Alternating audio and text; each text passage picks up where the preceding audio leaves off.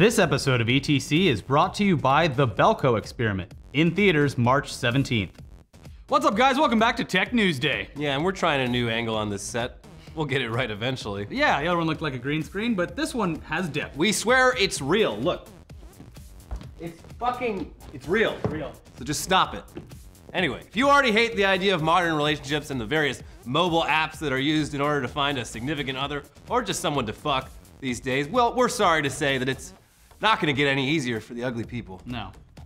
Thanks to the recent discovery of a secret, elite version of Tinder, users who aren't invited know exactly where they stand in terms of desirability.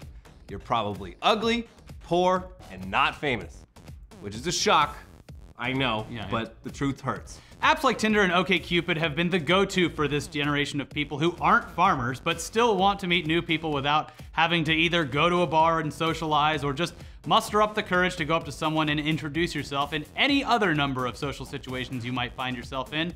No, screw all that. You can just browse all of the available men and women in your area from the comfort of your own home, and with the confidence of not actually having to face someone until both of you agree to meet in a very well-lit coffee shop around a lot of other people. With several safe words. Yes. Periodically calling An emergency your call. girlfriends. Yeah. So we're not knocking these apps at all, really. We actually do have quite a few friends who have met their current husbands or wives using them. But when you hear about a super elite section of one of these apps called Tinder Select that you're not invited to because you don't meet certain criteria, it's gotta be a hit to your ego. Yeah. TechCrunch first broke the story about Tinder Select last week and is operating mostly on leaks from insiders, which is hilarious considering no one at the actual publication could gain access. Bravo. Yeah, a lot of people's girlfriends are in there. Yeah, buddy, sorry. A point which was proven when they show some screenshots further down in the article and say, TechCrunch has obtained these photos, as if they're trying to uncover some crazy underground sex cult. Yeah. So from what they've learned, it's so far strictly intended for elite users, which they describe as CEOs, supermodels, and quote, other hyper-attractive / upwardly affluent types. Upwardly affluent? Okay. And also the way that they're acquiring new users to Tinder Select is through a process where people who are invited are allowed to then nominate other people who they think match the very high criteria for entry. And they go on to point out that the initial criteria for entry might be based on the user's ELO score, which was reported on pretty heavily about a year ago. The ELO score is a supposedly private score that ranks your profile based on a number of metrics, with the intent being to match you with people you would actually get along well with. So literally the plot of the first episode of the new season of Black Mirror. Shh. Charlie Brooker, you're too prescient. During an interview with Fast Company around the same time as the discovery of the ELO score, Tinder CEO Sean Rad, is that his fucking name, Sean Rad? Sure. Rad. He confirmed that it existed and said it's they based the score on desirability. And it isn't just based on your photo, but on other factors like how many people swipe right or left on your profile. So it is your photos, because no one's reading these bios. I read all the bios. No. I'm on here for the bios. I read the articles. I'm here for my soulmate on this hookup app. Yeah. Anyway, once your profile is elevated enough, you might have a chance to be chosen for Tinder Select. Welcome to the club, you perfect human. Bravo. Now you can breed with other perfect humans. Although, like we said It's before, eugenics, it the app. is eugenics, but for pretty people, so it's fine. Sure. It's fine. Like we said before, though, the chances of actually making it inside, they're slim. Tinder Select has actually been around for at least 6 months, and they've never even publicly acknowledged that it exists. So it's not looking like something they will ever roll out en masse, because then it wouldn't be exclusive. Like we said, This a is- lot of guys' Yeah, girlfriends are in there, buddy. The first rule of Fuck Club, you don't talk about Fuck No, Club. or else you're out. Yeah. They're also not the only dating app that's exclusive for rich and beautiful people. There are plenty of others that require verification that you're worthwhile.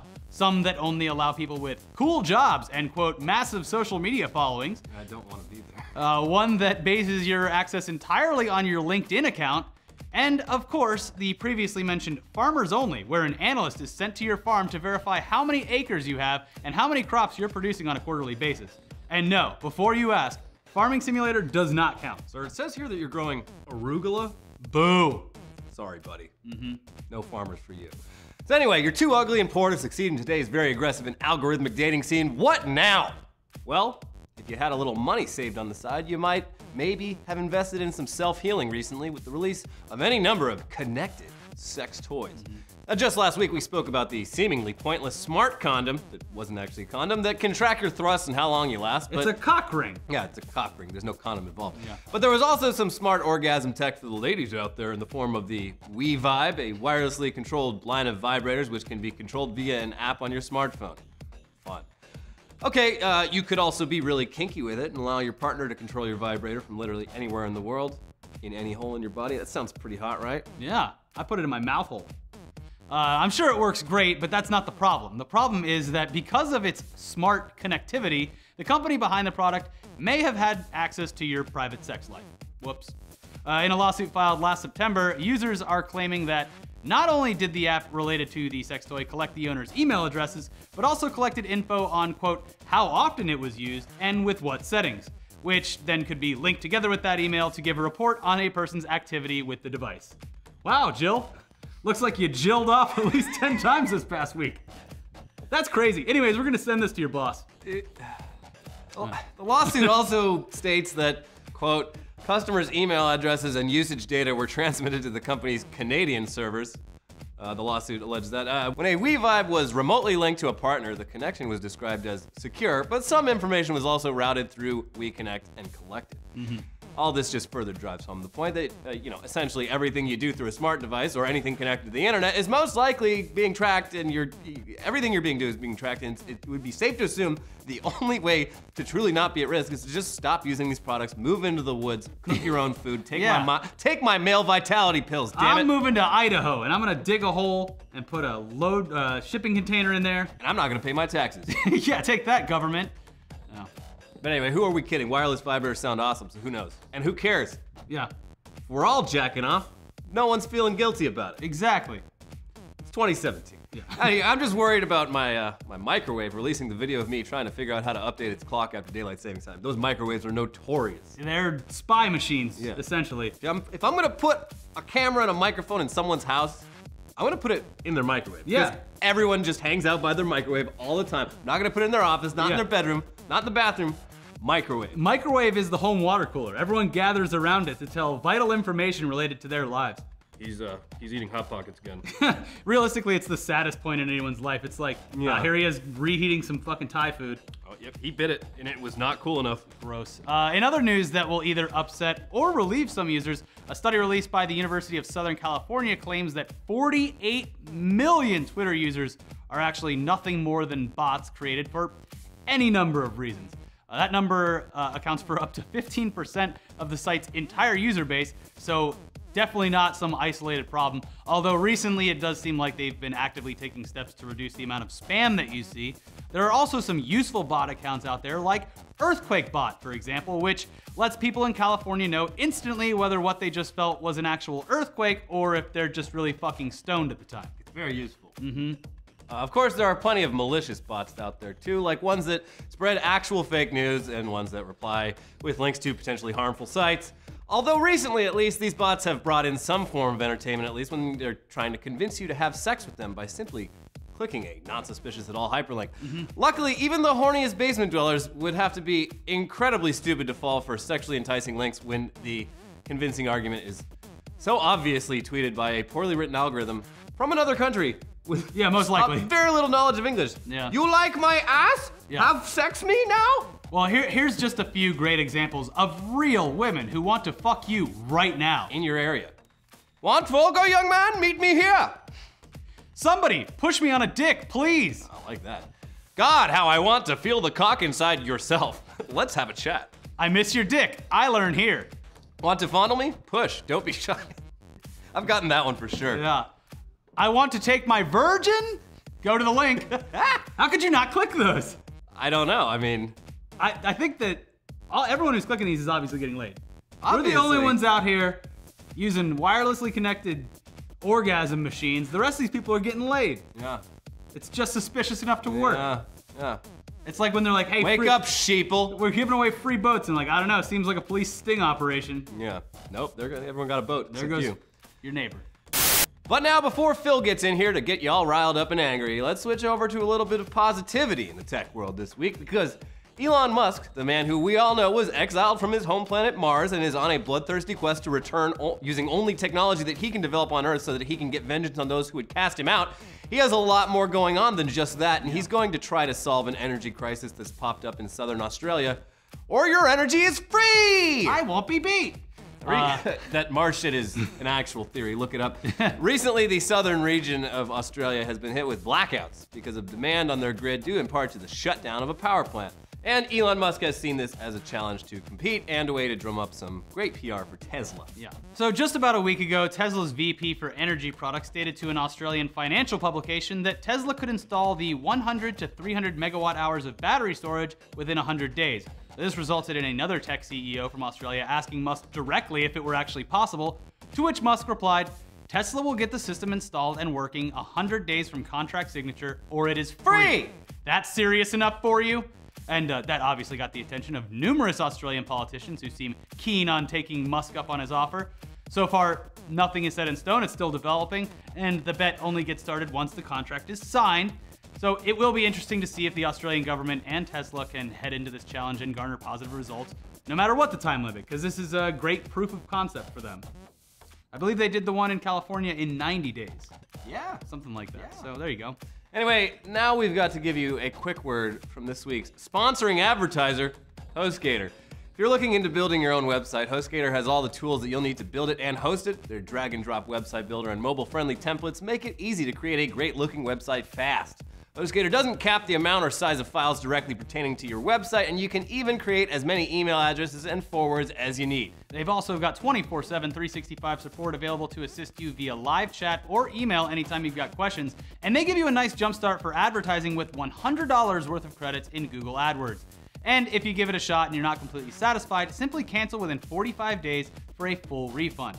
Go see what HostGator can do for your website by going to hostgator.com/TechTuesday to sign up. Using that URL will get you 60% off, but hurry, this is a limited promotion. Discount applies the first term only, so again, that's hostgator.com/TechTuesday. All right, now we gotta throw it over to our buddy Phil, who is once again mad at something. Tell us about it, Phil. Yeah. The new set's here and it's really starting to shape up, and you're being tracked at a far more frightening degree than ever. But nice set though, I mean, wowie zowie. Senator Jeff Flake of Arizona introduced a bill that would repeal privacy measures so internet providers can sell your information without your consent. Is it getting more dystopian here, or is it just me? But nice set though, all this wood really makes me feel safe. It's bugged. 23 of Jeff Flake's Republican buddies co-sponsored this bill because, in his words, he's trying to, quote, protect consumers from overreaching internet regulation.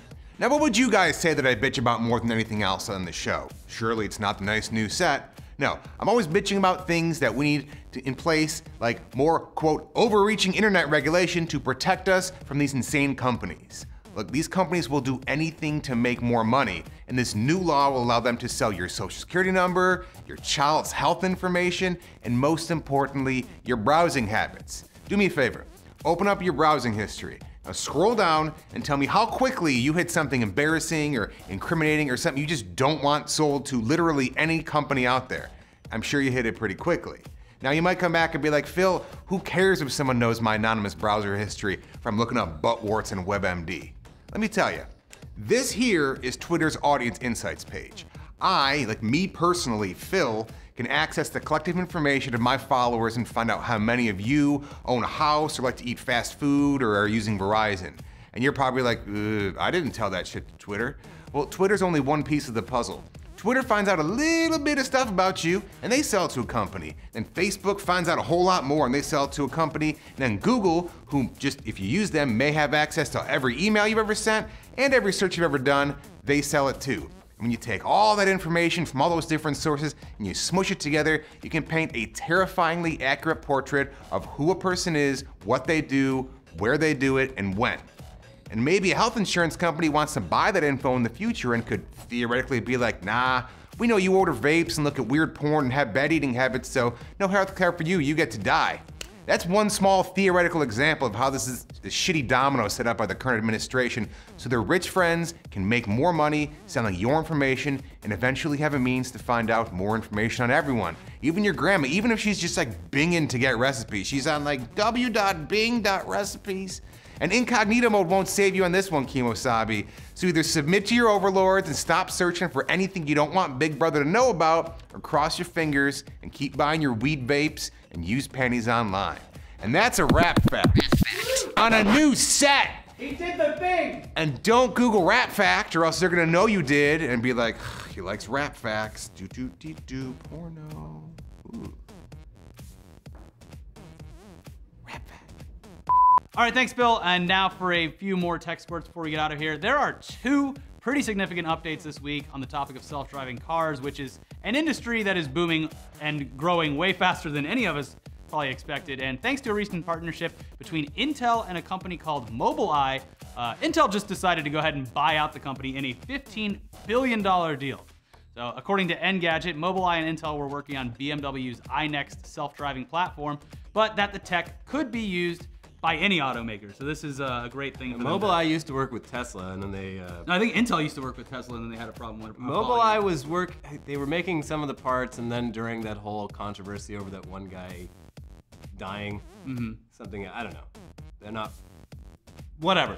As for the industry as a whole, things got a lot better for companies in California like Google, who are working on developing self-driving tech, because in a bid to keep those companies local, California has relaxed some rules on the industry, including the requirement that driverless cars have steering wheels, and that driverless cars should, at all times during testing, have a human driver on board. Yeah, so don't need that I don't know anymore. how I'm okay with this, I am, but it's good news for Google, who had previously built cars without steering wheels or pedals, but had to redesign and retrofit these prototypes to abide by the People's Republic of California's regulations.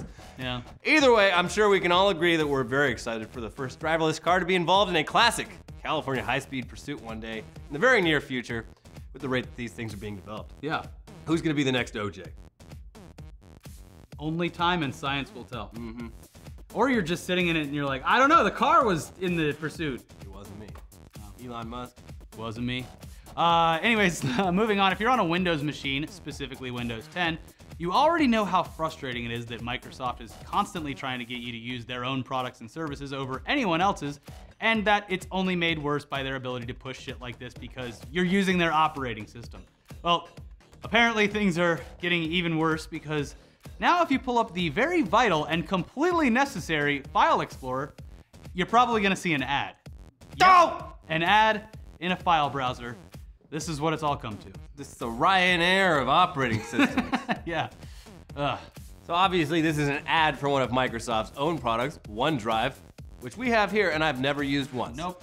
It's its cloud storage service and it's apparently bundled up with their entire productivity suite of products like Word, Excel, PowerPoint, all of which are either useless for 90% of the population or have better alternatives out there for far less money, like Google and OpenOffice and Firefox. There's a lot. Honestly, at this point, it's just impressive what lengths companies will go to annoy you with ads. Speaking of which, that's it for this week's Tech News Day. Thanks again to this week's sponsoring advertiser, HostGator, for advertising on this show. Whether you're a small business or a first-time blogger, HostGator has all the tools you need to build and host your website. HostGator's 24/7 support is always available to assist you via live chat or email anytime you have a question. And if you give it a shot and you're not completely satisfied, simply cancel within 45 days for a full refund. Where do they go, Elliot? Head to HostGator.com/TechTuesday, all one word, to sign up and get yourself 60% off, but hurry, because this is a limited time promotion. Discount applies to first term only. All right, we'll see you guys next time. Be sure to check out our other videos over here. We have a brand new episode of Tugs, and also, if you just go over to this video, you don't even need to watch it. You can just go to the comments and see people defending the indefensible.